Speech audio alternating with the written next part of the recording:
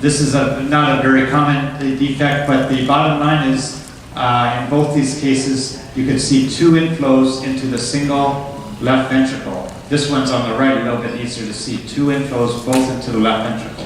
Chúng ta thấy đây là một trường hợp cũng có thể coi như là một tim một thất, nhưng mà thấy toàn hai cái lá van nhĩ thất, van 3 lá và 2 lá đi đổ vào cái buồng thất, chính là buồng thất trái. Ở đây nhìn rõ hơn, đó, cái van, hai cái lá van này nó đổ vào cái buồng thất, đây là buồng thất trái. And this particular, usually double in the left ventricle is associated with other abnormalities, mainly transposition of the great arteries and other various abnormalities of the heart. Thông thường thì cái thất trái hay đường vào nó thường thì gặp trong cái trường hợp gọi là cái chuyển vị động mạch mà gọi là cái quay theo cái chiều trái, nó không phải là chiều phải, xoay tim xoay theo chiều trái. Okay, let's talk about cardiomyopathy. Trên 4 buồng chúng ta có thể phát hiện được cái bệnh lý cơ tim. So here's a case of hypertrophic cardiomyopathy, probably the most common usually in diabetics. The mom has diabetes, the baby can't develop hypertrophic cardiomyopathy, or with Noonan syndrome can get thickening, develop hypertrophic cardiomyopathy. Trên hình ảnh này chúng ta thấy cái cơ thất cái khối cơ thất nó rất là dày. Thì đây là một trường hợp bệnh tim phì đại, có thể đôi khi có tắc nghẽn, có thể là thường gặp ở người mẹ bị đái tháo đường kiểm soát không tốt, hoặc là nó nằm trong cái hội chứng Noonan. Here you can get cardiomyopathy as I showed you before with EFE secondary to aortic stenosis. Ở đây chúng ta có thể thấy là cái bệnh tim cơ tim giãn mà do cái van động mạch chủ nó hẹp rất là nặng. Or you can get cardiomyopathy that's a primary cardiomyopathy, like in this case, both ventricles are involved. There's severe regurgitation of the tricuspid valve in this case. Hoặc là chúng ta thấy có thể là gặp trong cái bệnh cơ tim giãn mà nguyên phát do tổn thương chính của cơ tim này. Ở đây chúng ta thấy cả thất trái lẫn thất phải đều giãn, và chúng ta thấy ở đây nếu bỏ màu vào chúng ta thấy cái hở van rất là nặng. And you can see the heart is markedly enlarged. Và cái diện tích cơ tim trên cái lồng ngực chúng ta thấy cái tim rất là lớn. Here's another example further along because there's big effusions. You can see here this biventricular cardiomyopathy with dilated atria and high drops. Chúng ta thấy ở đây có tràn dịch vào ngoài tim, và đây là phù thai. Chúng ta thấy cái buồng tim nó giãn rất là lớn, nhĩ rất là lớn. Now we'll talk a little about total anomalous pulmonary venous return. Chúng ta nói về cái bất thường hồi lưu tĩnh mạch phổi toàn phần hoặc là hoàn toàn. So we've talked about this a little bit already, but with TAPVR, it could be above the heart, supracardiac. It could be below the heart, infradiaphragmatic, or it can go to the coronary sinus, or it could be mixed, going to different places. Cái bất thường hồi lưu tĩnh mạch phổi hoàn toàn chúng ta đã có nói sơ qua sáng nay, tuy nhiên xin nhắc lại là ở đây có thể là thể trên tim, đổ được trên tim vào cái vệ tim, hoặc là cái thể này là thể tại tim, có thể này là dưới tim, hoặc là nó có thể kết hợp vừa hệ trên tim hoặc là tại tim. Very few cases of TAPVR are picked up before birth, so we need to get better. It's a very tough diagnosis to make. But one clue talking about earlier is if you see this little ridge sticking up the left atrium, that's an infolding between the left atrial appendage and the left lower pulmonary vein. Here you can see the pulmonary vein coming in. If you see that, it's a marker that you have at least one vein coming back, so you do not have TAPVR. Và chúng ta biết là cái chẩn đoán bất thường hồi lưu tĩnh mạch phổi hoàn toàn nó rất là khó chẩn đoán trước thai, do đó chúng ta phải có rất nhiều kinh nghiệm cũng như là có hình ảnh tối ưu. Thì đây là cái hình ảnh bình thường, chúng ta thấy nếu như một cái tim chúng ta thấy phát hiện được một cái G-coumadin ở đây. Cái G-coumadin là một cái cấu trúc mô nó ngăn cách giữa cái tĩnh mạch phổi và cái tiểu nhĩ trái, và nếu chúng ta bỏ màu vào thì chúng ta thấy đây cái tĩnh mạch phổi nó nằm ngay sát cái G-coumadin ở đây.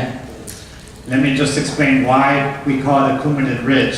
Because sometimes, say an adult comes in with a stroke, healthy, they come in and they do a transesophageal echo, and they see this mass in the left atrium. As an adult, they think it's a thrombus, and they think there was a stroke from an embolic stroke and they start Coumadin falsely. So that's why we call it Coumadin ridge.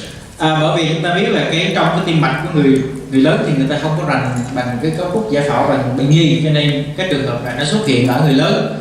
Tức là có một bệnh nhân họ bị đột quỵ, thường đột quỵ mà không tìm ra nguyên nhân gì hết, thì người ta nghĩ là có thể là do cái huyết khối ở tim, và khi đem siêu âm thực quản thì người ta phát hiện ra cấu trúc này, và người lớn thì không, bác sĩ làm tim mạch người lớn thì không hiểu cái cấu trúc này là gì, mới nghĩ đây là cái huyết khối, cho nên mới nghĩ có huyết khối cho nên mình sử dụng thuốc chống đông và sử dụng cái thuốc Coumadin. Thuốc Coumadin là cái thuốc chống đông, cho nên sau này người ta phát hiện ra cái đó là chẩn đoán sai và người ta sử dụng luôn cái tên Coumadin trong cái G này, cho nên nó gọi là G Coumadin. So here's but I spent some time on this because it's a very useful. If you haven't seen it before, I promise you'll see it. Just look for it next time you scan. Nếu như các bạn là trong quá khứ bạn chưa để ý tới cái G này, thì bây giờ trong lần siêu âm sau này cố gắng để ý coi thử cái G nó như thế nào. And this is a nice example of the anatomy of the left lower pulmonary vein, the Coumadin ridge, and here's the left atrial appendage. Ở đây là một cái ví dụ rất là tốt để chúng ta thấy đây là cái tiểu nhị trái, ở đây là cái tĩnh mạch phổi bên trái, và đây là cái G Coumadin. So that's one clue. The other is to look for anomalous veins. Here we're seeing on the left normal, but here we see it's called the twig sign. I think we saw that yesterday too. Twig sign. This is extra vessel. That's a confluence of the veins behind the left atrium, and often there's a greater distance between the descending aorta and the left atrium than is normal. Như ở đây chúng ta thấy giải thích rồi, phía sau của cái nhị trái thì nó sẽ không có một cái cấu trúc gì giữa cấu trúc cái động mạch chủ xuống với lại cái nhị trái ở đây. Đây là bình thường. Còn trong trường hợp đây chúng ta thấy giữa cái động mạch chủ xuống với lại cái nhị trái nó có một cái dấu hiệu gọi là twist sign, thì ở đây có thể đây là cái hợp lưu của cái tĩnh mạch phổi bất thường. Đó, đây là cái dấu bất thường. And you can see, of course, this is in the context of heterotoxy. You can see very abnormal heart. Nếu chúng ta nhìn vào trong tim thì chúng ta thấy đây là cái dấu hiệu rất là nghi ngờ của cái hội chứng đồng phân nhĩ với đi kèm với là bất thường hội lưu tĩnh mạch phổi hoàn toàn. And we can also sometimes look to see if the coronary sinus is dilated. Usually, if it's dilated, it's usually from an LSVC, not from total anomalous pulmonary venous return. But keep that in mind that that's also a possible cause for a dilated coronary sinus. Chúng ta biết là cái tồn tại của tĩnh mạch của trên trái thì nó có thể làm giãn cái xoang vành. Tuy nhiên trong một số trường hợp thì cái giãn xoang vành đó không phải là do tồn tại tĩnh mạch của trên trái, mà nó do bất thường của hội lưu tĩnh mạch phổi. Mặc dù nó ít gặp hơn nhưng mà chúng ta cũng phải lưu ý đến cái biểu hiện này. And so we want to look also for abnormal veins. If you're not sure you're seeing them to the heart, then you can look elsewhere. Like here, for instance, looking below the diaphragm. This is the normal aorta, but now we're seeing this abnormal red flow of infradiaphragmatic total anomalous pulmonary venous return. This is without pleural, and we saw maybe like that yesterday. Nếu như chúng ta nhìn vào tim, chúng ta không chắc được là có tĩnh mạch phổi nó đổ về tim hay không, hay là nó đi ra, nó đi vào mình không biết, thì chúng ta sẽ đi tìm những nơi khác coi thử cái đường đi của nó như thế nào. Thì ở đây là xuyên qua cơ hoành, chúng ta thấy ở phía sau là cái động mạch chủ đi bình thường từ trên xuống dưới, và tự nhiên ở giữa đây nó có thêm một cái mạch máu rất là lạ và nó cũng đi từ trên xuống dưới. Thì đây có thể là cái đường dẫn của cái hồi lưu tĩnh mạch phổi bất thường, toàn phần nó dẫn xuống, nó về trong gan. This is the diaphragm. Usually there should only be one vein, one vessel going from above the diaphragm to below. That should be the aorta. There should be no other flow from above the diaphragm to below.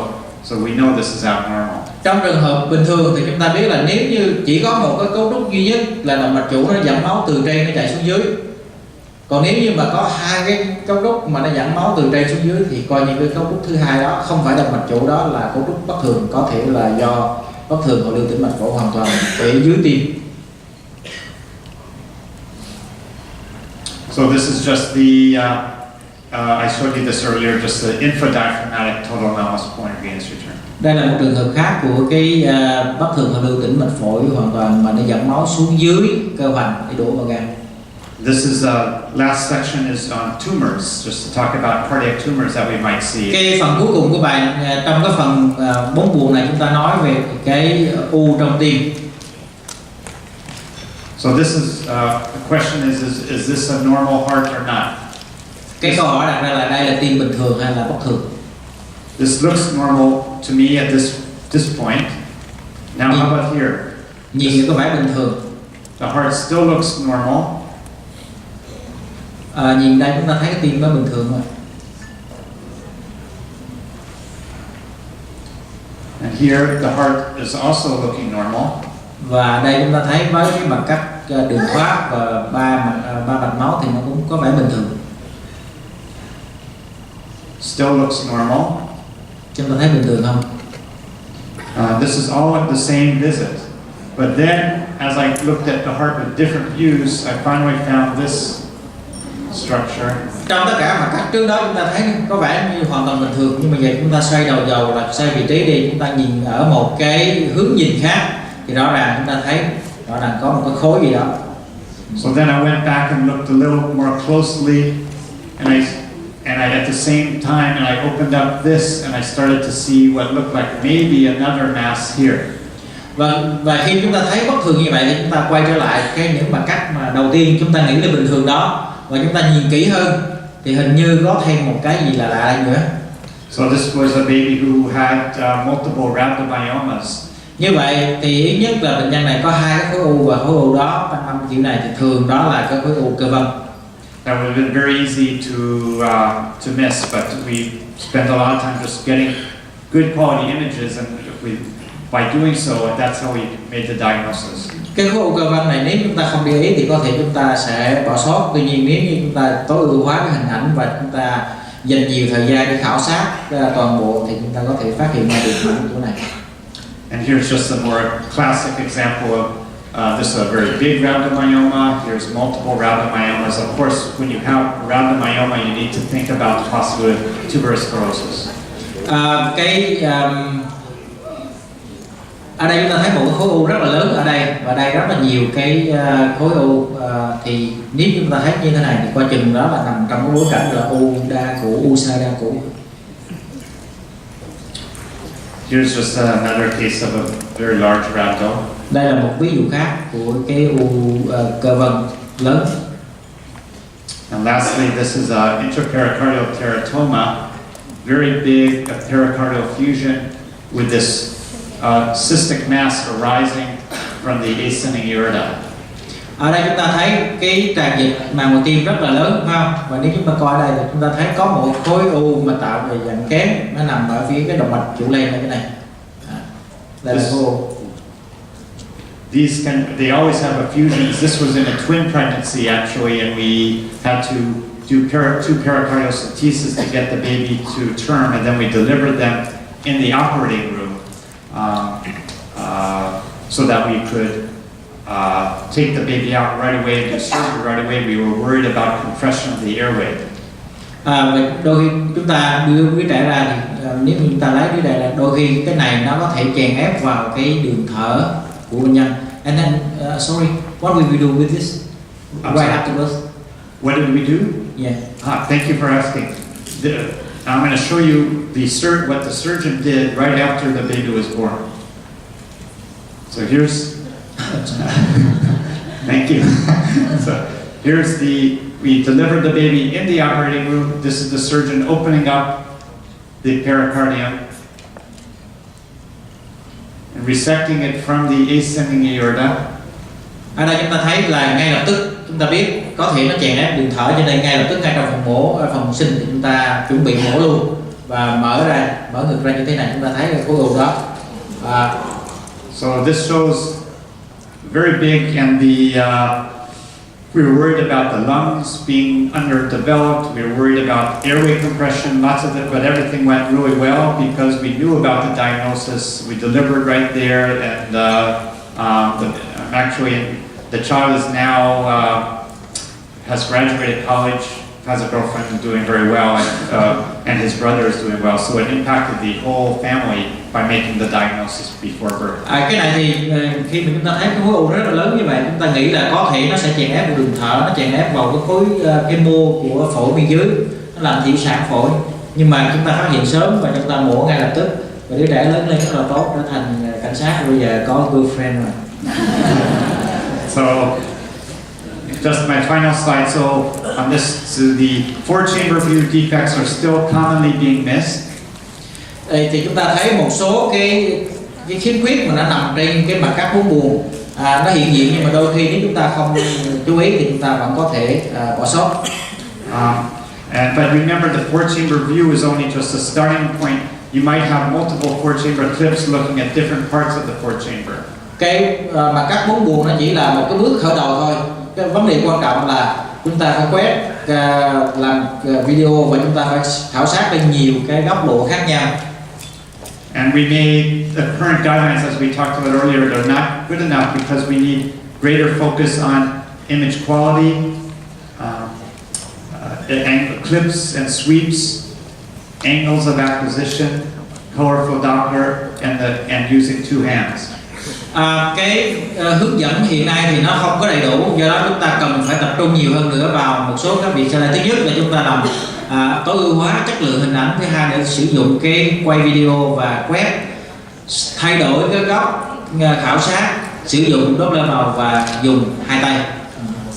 Now, maybe people are like, this is not easy to do sometimes, so you just try to do, if you're not doing all this already, just try to do one thing a little bit better, and you'll gradually get better, feel more and more comfortable with evaluating the heart. Thì thực sự bắt đầu nếu chúng ta chưa quen thì chúng ta sẽ cố gắng làm từng bước một là lần chúng ta sẽ cảm thấy là rất thoải mái với những cái hướng dẫn ở trên.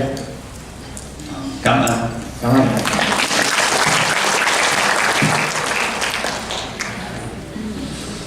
Okay, so take 1 minute. 1 minute break. Chúng ta có 1 phút giải lao.